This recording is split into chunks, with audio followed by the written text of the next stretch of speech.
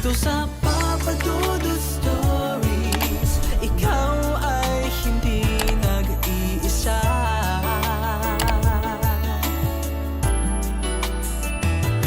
Dito sa Papa Dudut Stories, may nagmamahal sa'yo. Papa Dudut Stories,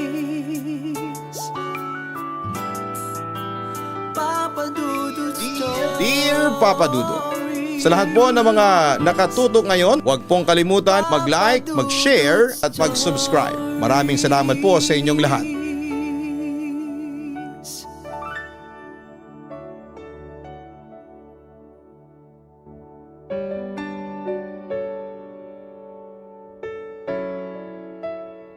Magandang araw po sa inyo Papa Dudut at sa lahat ng mga libo-libo ninyong mga listeners. Siya nga po pala, tawagin nyo na lamang po ako sa pangalang Herisa. Isa ninyong loyal listener mula sa Hagonoy, Bulacan. Samantalay maraming mga kaibigan ko ang nag-motivate sa akin para sumulat at i-share ang kwento ko sa napakarami. Nagsimula ang kwento ko Papa Dudut nung bata pa ako. Meron akong best friend noon, si Dana. Parang magkapatid na ang turingan namin sa isa't isa. At dahil sa sobrang closeness namin ay madalas kaming sabihan ng kambal tuko. Pero ayos lang yon sa amin ni Dana. Masaya kami sa samahan namin at hindi nakukumpleto talaga ang araw namin nang hindi magkasama. Herisa, malapit na yung graduation natin sa elementary, sabi ni Dana sa akin. Isang araw habang namamasyal kami sa parke. Bakas ko sa kanyang mukha ang labis na kalungkutan. O bakit parang malungkot ka? Hindi ka ba excited? Concerned na tanong ko sa kanya.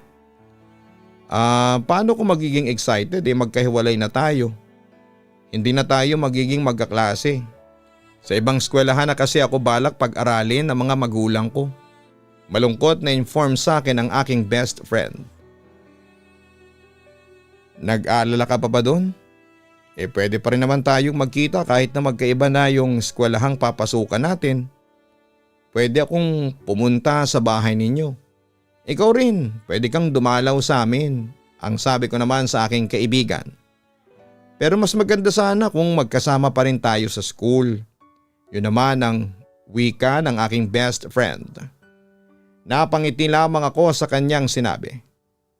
Kaya tayo sinasabihan ng mga kaklase natin na kambal tuko Natatawa kong sabi sa kanya pagkatapos. Bakit ayaw mo ba yon? O sisa niya sa akin. Siyempre gusto kong magkasama tayong dalawa.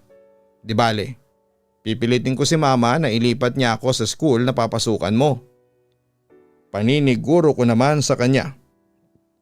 Sana forever tayo magkasama no? Maya-maya sabi niya sa akin. Oo nga Sana hanggang sa magtapos tayo ng pag-aaral. Magkaroon ng pamilya. Hanggang sa magtrabaho tayo. Kahit na sa pagtanda natin sana'y magkasama pa rin tayong dalawa. Kumpiyansa naman ako na magkakasama kaming mag-best friend hanggang sa aming pagtanda. Papa Dudut, sabay kaming nangarap ni Dana. Pangarap namin na hanggang sa pagtanda namin ay magkasama pa rin kami. Ganon kami ka-close sa isa't isa. Kaya hanggang high school at college ay magkasama pa rin kami. Samantala ay magkaiba ang estado namin ng buhay. Mula sa may kayang pamilya si Dana habang ako naman ay nagmula sa isang mahirap na pamilya. Nang mga panahong yon ay nagtatrabaho ako bilang kasambahay habang nag-aaral sa kolehiyo.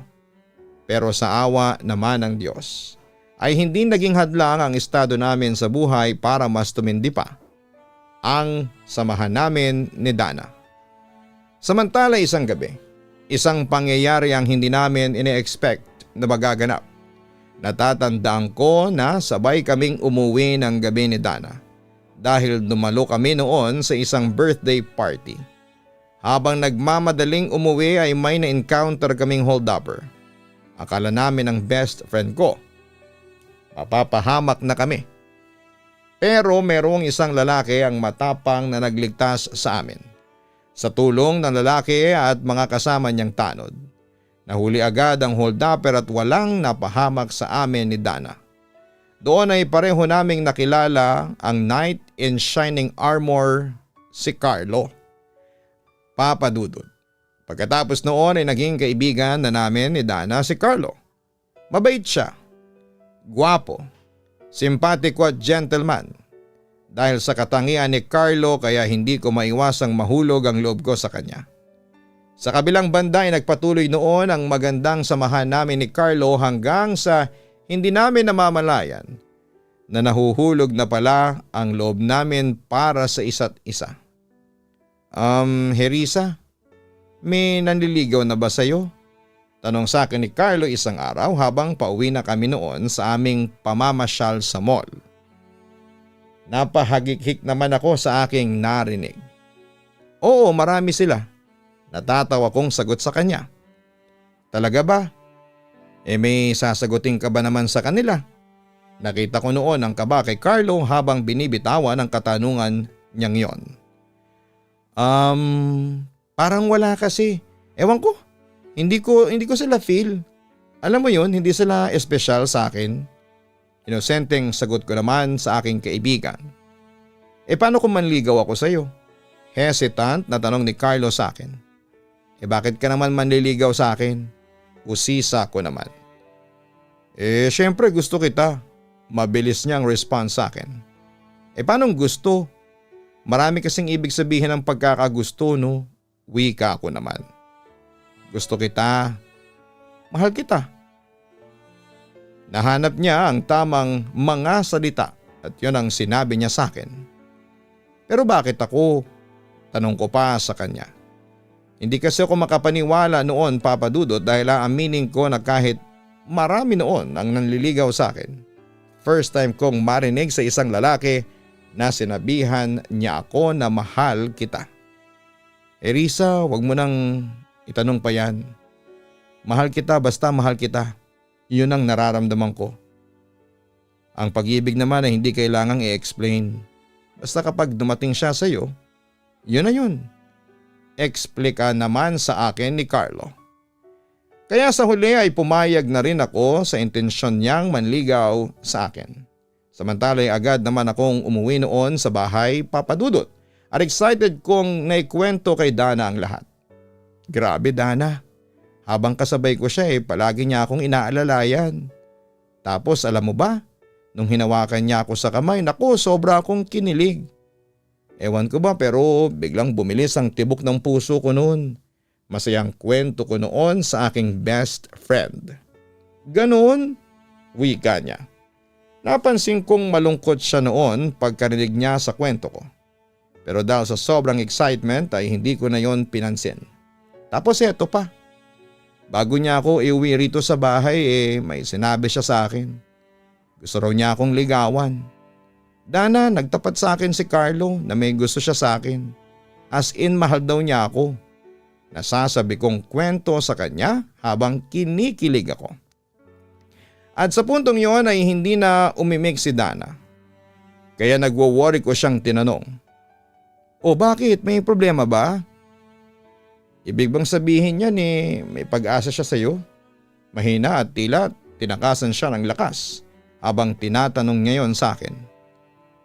Alam mo Dana, sa totoo lang matagal ko na siyang crush. Ako rin may nararamdamang pagkagusto sa kanya. Kaya may pag-asa si Carlo sa akin. Pag-amin ko naman sa aking best friend. Wala akong kaideya-ideya noon na nasasaktan na pala noong mga sandaling yon ng kaibigan ko. Buti naman at napansin ka ni Carlo. Good luck sa'yo best. Sana'y maging kayong ang dalawa. Sabi na lang sa akin ni Dana kahit na ramdam kong taliwas yon sa totoo niyang nararamdaman. Dana, nagsiselos ka ba? Maya-maya'y diretsa ko sa kanya. Ako magsiselos? Hindi Pagtanggi niya sa akin. Pero Herisa, bakit si Carlo pa? Marami ka namang manliligaw, hindi ba? Usisa pa niya. So ayaw mo sa akin si Carlo? Seryosong tanong ko sa kanya. Hindi naman sa ganun. Hay nako. Huwag mo na lang akong pansinin. Basta Herisa, good luck talaga sa inyong dalawa ni Carlo. Sana'y maging masaya ka sa kanya ha. Yun na lamang ang sagot sa akin ni Dana. Samantala ay naging masugid si Carlo sa panliligaw sa akin na naging dahilan para mas tumindi ang pagmamahal ko sa kanya. Sa kabilang banda ay nangamba naman ako sa biglaang pag-iba ng kinikilos ni Dana. Simula nang manligaw sa akin si Carlo. Hindi ko alam pero parang nasasaktan siya sa mga nangyayari. Madalas ko naman siyang tanungin kung may problema ba siya sa amin ni Carlo. Pero tikom lamang palagi ang bibig ko. Dahil doon ay madalas kong kausapin si Dana na huwag siyang magselos sa amin ni Carlo. Dahil kahit na anong mangyari, kahit na magka-boyfriend pa ako ay hindi pa rin magbabago ang pagtingin ko sa kanya. Na si Dana pa rin ang kaisa-isa kong best friend at hindi ko ipagpapalit kahit na kanino. Papadudot nagpatuloy si Carlo sa panliligaw sa akin hanggang sa binala ko na naman noon na sagutin na siya. Gusto ko na rin kasing maranasang magka-boyfriend noon at alam kong mahal na mahal ako ni Carlo. Sa kabilang banda naman, sa paglipas na mga araw ay lalong nag-iba ang ugali ni Dana. Naging mas malungkutin siya at parang nasasaktan siya sa tuwing nakikita niya kaming magkasama ni Carlo. Hanggang sa isang araw ay nagtapat sa akin ang aking best friend. Dana, nagsiselos ka ba? Nagsiselos ka ba sa amin ni Carlo? Tanong ko sa kanya. Samantala ay huminga naman ng malalim si Dana bago siya nagpatuloy. Ay, gusto mong malaman ng totoo? Oo, nagsiselos nga ako. Naibulalas niya. Nagulat naman ako sa aking narinig kaya hindi ako nakaimik. Muli siyang nagpatuloy. Risa, mahal na mahal ko si Carlo kaso siya, hindi niya ako mahal. Hindi niya ako makuhang mahalin. Sa puntong yon, damang-dama ko ang hapdi sa puso ng aking best friend. At doon ko rin na-realize na all these times na kinagkwento ko si Carlo sa aking kaibigan ay tahimik lamang siya at parang nasasaktan. Alam mo ba, Herisa? Mahal ko si Carlo higit pa sa buhay ko. Ginagawa ko ang lahat para mapansin at maramdaman niyang siya ang buhay ko. Pero patuloy siya sa pandededma sa akin. Alam mo kung bakit? Sabi niya sa akin, ikaw daw ang mahal niya. Hindi niya ako makuhang mahalin kasi ikaw daw ang gusto niya. Herisa, noong sinabi niya sa akin yon ng harapan, halos maiyak ako sa sobrang sakit. Pero pinigil ko lang ang lahat. Pahayag pa ni Dana na siyang lalong nagpagulat sa akin. Gaano mo kamahal si Carlo ha, Herisa? Tanong pa niya sa akin. Mahal ko si Carlo. Hindi ko ma-explain kung gaano basta alam ko sa sarili ko na mahal ko siya. Para bang nagkaroon ako ng hiya na sabihin yon sa harapan ng aking best friend. Risa, may hihingin sana ako sa iyong pabor. Total naman ay magkaibigan tayo. Hindi ba sabi mo sa akin, handa mong gawin ang lahat para sumaya ang best friend mo? Tila panunubok niya sa akin. Tumango naman ako bilang oo. Kung ganon sana huwag mong sagutin si Carlo. Sabihin mo sa kanya na hindi mo siya mahal. Please Risa, nakikiusap na ako. Kung gusto mo luluhod pa ako sa iyo ngayon. Huwag mo lang sagutin si Carlo. Pakiusap niya sa akin. Gustuhin ko man sanang tumutol sa kagustuhan ni Dana pero aaminin kong mahalaga din sa akin ang feelings ng aking best friend. Risa, mahal na mahal ko si Carlo higit pa sa buhay ko. Hindi ako mabubuhay nang wala siya. Nakikiusap naman ako sa iyo. Ipaubaya mo na siya sa akin. Risa, marami ka pang makikitang ibang lalaki na mas higit pa kay Carlo. Maganda ka. Matalino. Marami pang lalaki ang manliligaw sa iyo. Samantalang ako, tingnan mo ang itsura ko. Wala akong maipagmamalaki. Sige na Risa. Parang awa mo na. Ibigay mo na sa akin si Carlo. Kung ipapaubaya ko siya sa iyo, anong kasiguraduhan na mamahalin ka rin niya? Question ko naman sa kanya bago ako gumawa noon ng desisyon. Ako nang bahala doon Risa. Basta ipaubaya mo na sa akin si Carlo. Alang-alang sa ilang taong pagkakaibigan natin, paalala pa niya. Samantala noong araw ding yon ay nakausap ko si Carlo. At doon ay gumawa na ako ng isang desisyon. Carlo, I'm sorry. Pero hindi kita sasagutin. Mahina at tila naiiyak kong sabi kay Carlo. Hindi kita kayang mahalin higit pa sa kaibigan. Dagdag ko pa noon sa kanya. Hindi ako naniniwala, Hirisa. Hindi. Nararamdaman ko na mahal mo ko. Pero Hirisa, magtapat ka nga sa akin. Bakit mo ba ako nire-reject? Meron bang bumabagabag sa'yo? Usisa niya noon sa akin. Mahal ka ni Dana. Alam mo ba yon? Sabi ko noon sa kanya. Siya ang dahilan kaya hindi kita sinasagot. Mahal ka ng best friend ko at ayaw kong masaktan ang damdamin niya. Pag-amin ko pa sa kanya. Pero hindi ko siya mahal. Ikaw ang mahal ko. Giit sa akin ni Carlo. Alam ko kung gaano ka kamahal ng best friend ko at sobra siyang nasasaktan dahil ako ang mahal mo at hindi siya. Carlo, para ko na siyang kapatid at nasasaktan ako kapag nakikita ko siyang nasasaktan. Katwiran ko sa kanya. Iniisip mo si Dana pero ikaw hindi mo iniisip ang sarili mo. Hirisa, masasaktan ka sa gagawin mo ang pagpaparaya at hindi lang ikaw, pati ako. Masasaktan din sa gagawin mo. Paliwanag naman sa akin ni Carlo. Buo na ang desisyon ko, Carlo. I'm sorry. Pero hindi pa ako handang pumasok sa isang relasyon. Pagtatapos ko na lamang. Papa Dudut, mahal ko ang best friend ko. Higit pa sa kahit na sino. At nasasaktan ako kapag nakikita ko siyang nasasaktan. Kaya nagdesisyon na lamang akong magparaya. Sa kabilang banda ay sinubukan pa ni Carlo na ayusin ako and hoping na magbabago pa ang desisyon ko. Pero nabigo siya kaya sa huli tinanggap na lamang niya ang lahat. Pero Papa Dudut, aaminin kong nasaktan ako sa ginawa ko at nagparaya ako kahit na mahal ko si Carlo. At hindi ko nga maiiwasan na masaktan sa tuwing nakikita kong magkasama sina Dana at Carlo. Iniisip ko na lamang kinalaunan na kaya ako nagsasakripisyo para sa kabubuti ng best friend ko. At para maibsan ang sakit na nararamdaman ko ay nagpasya akong pumunta noon ng probinsya namin pagkatapos ko ng pag-aaral. At doon ay muli kaming nagkausap ng best friend ko at isang magandang balita ang nagpabagsak ng aking kalooban. Risa, alam mo ba? Kami na ni Carlo. Boyfriend ko na siya. Excited niyang balita sa akin with matching kilig at pagtili. Ha talaga? Kailan pa? Tanong ko. Wala akong mahugot na lakas noon para ngumiti o mag-cheer sa kanya. Sinagot ko na siya noong araw na umalis ka papunta ng probinsya. Balita pa niya sa akin. Grabe Risa, ang saya-saya ko.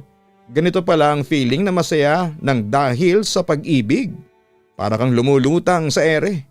Alam mo ba? Ang sabi sa akin ni Carlo na mamahalin daw niya ako ng buong tapat. Sagutin ko lang daw siya. Kaya hayun, sinagot ko siya kaagad. Kinikilig pa rin ako hanggang ngayon. Halos mag-monolog na nga siya ng mga sandaling yon habang ako naman ay wala nang ganang kausapin pa siya. Yun lang ba ang balita sa iyo? Sabi ko sa kanya habang sinusubukan kong maging masaya. Risa, masaya ka ba para sa akin? Usisa pa niya. Siyempre naman oo. Masaya ako para sa iyo. Sa inyong dalawa ni Carlo. Kunwaring masayang sabi ko sa kanya. Alam mo ba Dana, matagal kong pinagdarasal sa Diyos na sana'y maging masaya ka na sa piling ng taong mahal mo at heto nga. Dininig ng Diyos ang panalangin ko. Basta Dana, mahalin mo si Carlo ha. Bilin ko pa sa kanya noon. Risa, magiging masaya ka rin tulad ko. Mahanap mo rin ang lalaking magpapasaya sa'yo. Alam mo best, pinagdarasal din kita sa Diyos na sana'y maging masaya ka sa buhay. Sabi pa niya sa akin. Basta kapag meron ka ng boyfriend sabihan mo agad ako ha. Dugtong pa niya.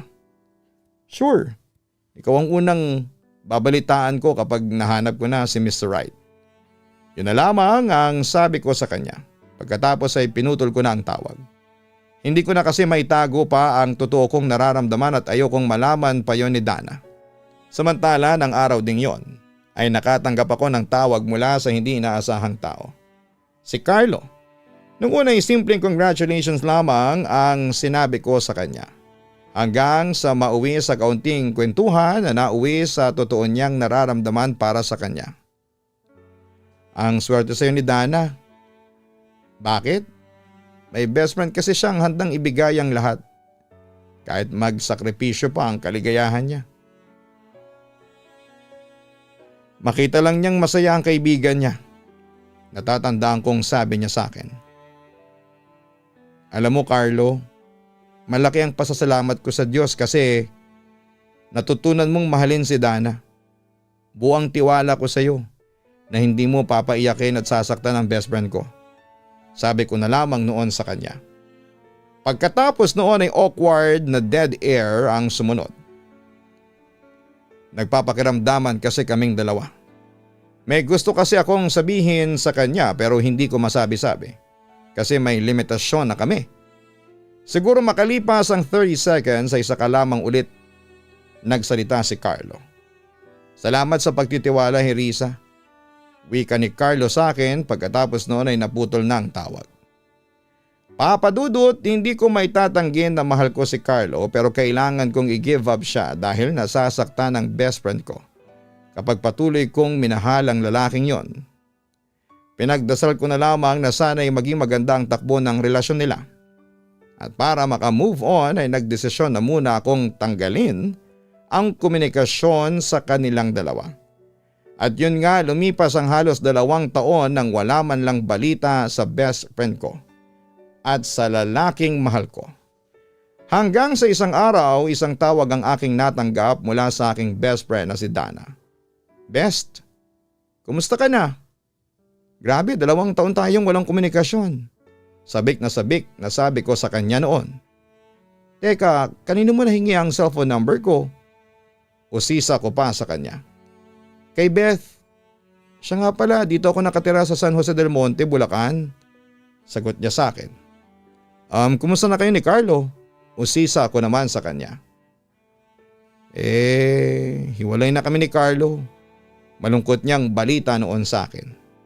Kaka-break lang namin ngayong buwan. Bakas ko sa boses niya ang sakit sa puso. Gusto mo bang malaman kung bakit ako hiniwalayan ng fiancé ko? Nagulat naman ako sa tinanong niya sa akin. Ikaw ang dahilan. Kaya ako hiniwalayan ng fiancé ko. Para bang ako pa ang sinisisi niya sa pagkakahiwalay nila ng fiancé niya? Ako? Bakit ako? Teka, ano naman ang kinalaman ko dyan? Matagal na akong walang komunikasyon sa inyo, hindi ba? Ang sabi ko sa kanya. Magkahalong concern at pagkagulat ang tono ng aking boses ng sandaling yon. Yun na nga kahit na matagal ka nang nawala, hindi ka pa rin malimutan ni Carlo. For more than 2 years, akala ko ako na ang mahal niya. Nagplano na nga kaming magpakasal Ang totoo niyan, Herisa, ngayong buwan sana nakatakda ang kasal namin pero anong ginawa niya? Last minute siyang nag-back out. At bakit? Ikaw raw ang dahilan. Ikaw pa rin daw ang mahal niya. Herisa, masakit yun sa akin. Alam mo, dahil ko pang pinatay nung sinabi niya yun sa akin. Herisa, ang sakit. Ang sakit-sakit. Paglalahad pa ni Dana sa akin. I'm sorry Dana pero hindi ko kasalanan yun. Paalala ko pa sa kanya. Pero nagpatuloy lamang noon sa pag-iyak si Dana. Ano bang meron sa iyo na wala ako? Bakit? Komo mas maganda ka sa akin? Komo ba mas charming ka? Mas matalino? Lahat ng mas nasa iyo na? Pero ako Herisa, kahit isa, walang nagmamahal ng tapat sa akin. Minsan nga napapaisip ako kung bakit ganito ang kapalaran ko. Ang saklap Herisa, sabi pa niya sa akin. Huwag kang mag-isip ng ganyan Dana. Hindi ko kasalanan na mahalin ako ni Carlo. At saka huwag mong ikumpara ang sarili mo sa akin. Magkaiba tayong dalawa. May kanya-kanya tayong katangian. Huwag mong isipin na nakalalamang ako sa iyo kasi ang totoo hindi naman. Hindi ako nakakalamang sa iyo. Pantay lang tayong dalawa. Dana, kung may insecurities ka man sa akin, please tanggalin mo na yun. Hindi makakabuti yun sa iyo. Yun naman ang sabi ko sa kanya. Oo Herisa. Malaki nga ang insecurities ko sa'yo. Kung tutuusin, bata pa lang tayo, nai-insecure na ako sa'yo eh. Pero hindi ko magawang mainggit at magalit kasi napakabait mo sa akin. Tinuring mo akong parang kapatid at sa totoo lang ay nakukonsensya ako dun. Pag-amin pa niya sa akin. Dana, makakakita ka pa rin ng ibang lalaki na higit pa kay Carlo, maniwala ka. Ang wika ko naman. Hindi Herisa, hindi na siguro. Siguro heto talaga ang kapalaran ko. Ang maging segunda lang sa'yo. Dapat siguro Herisa magkalimutan na lang tayong dalawa. Wika naman niya sa akin na siyang nagpagulat sa akin. Pero Dana, nasa na yung pinagsamahan nating dalawa? Mawawala yung ilang taong pinagsamahan natin ang dahil lang dyan? Dana, ano ba? Pagtutol ko. Ngunit ako na talaga ang sinisisi ng best friend ko sa kanyang kasawian sa buhay. Hanggat nandiyan ka sa buhay ko, mananatiling miserable lang ang buhay ko. Doon ay naputol na ang linya at hindi ko na narinig pa ang boses ni Dana simula noon. Papadudot, masakit sa akin na sa isang iglap ay nawala ang pagkakaibigan namin ni Dana. Nawala na parang bula ang matagal naming pinagsamahan. Samantala hanggang ngayon ay mahal ko pa rin si Carlo at alam kong ganoon din siya sa akin. Pero natatakot akong balikan si Carlo dahil baka masaktan si Dana sa gagawin ko. Papadudot, kaya ako sumulat sa inyo ay para humingi ng payo. Ano po ba ang gagawin ko? Susundin ko ba ang puso ko? Babalikan ko ba si Carlo o huwag na alang-alang lamang sa best friend ko? Tulungan niyo naman po sana ako, Papadudot. Hanggang dito na lamang ang sulat ko. Maraming salamat po and God bless and more power sa inyong lahat. Lubos na nagpapasalamat, Herisa. Ang isang tunay na kaibigan ay never na mai-insecure sa'yo. Lalong hindi niya ikukumpara ang sarili niya sa iyo dahil ang tunay na kaibigan, tapat, supportive at totoo sa kanyang nararamdaman. Sa kwento mo, Herisa, ay hindi naging totoo sa kanyang intensyon bilang kaibigan si Dana dahil may lihim siyang inggit sa iyo. Lihim kanyang sinisisi sa mga misfortunes niya sa buhay niya. Para sa akin ay hindi ganoon ang tunay na kaibigan. At para naman sa katanungan mo kung gusto mong balikan si Carlo o hindi, nasa sa iyo ang desisyon. Kung talagang mahal mo siya, bakit hindi? Pero sa kabilang banda, hanggat maaari ay kung hindi ka naman sigurado na mahal mo talaga si Carlo, huwag kang basta-basta na makikipagrelasyon para maiwasan na ang tensyon sa pagitan ninyong dalawa ni Dana. Kumbaga siguraduhin mo muna kung ano ba talaga ang nararamdaman ng puso mo. Again, nasa sayo ang tunay na desisyon. Hanapin po ang Kaistorya YouTube channel. Ito po ay secondary channel namin, narrated by Jason Steele, at ito po ay nagtatampok ng mga horror stories. Gabi-gabi po yan, alas 7 ng gabi. Kaistorya YouTube channel po ang hahanapin nyo at ang link po niya ay nasa homepage ng channel na ito. Ganon din po ang Papadudot family. Maraming salamat po sa inyong lahat.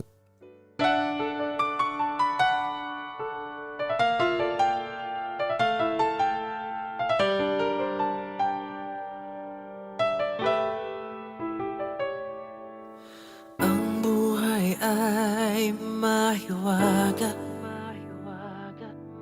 laging may lungkot at saya. Sa Papadudot Stories, laging may karamay ka.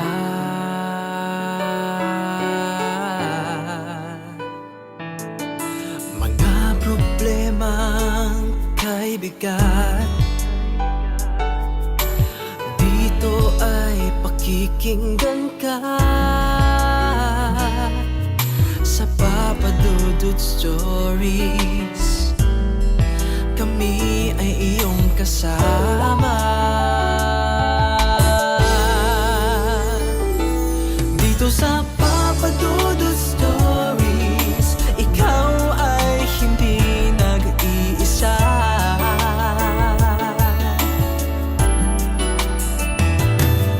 sa Papa Dudut Stories, may nagmamahal sa'yo. Papa Dudut Stories, Papa Dudut Stories, Papa Dudut Stories.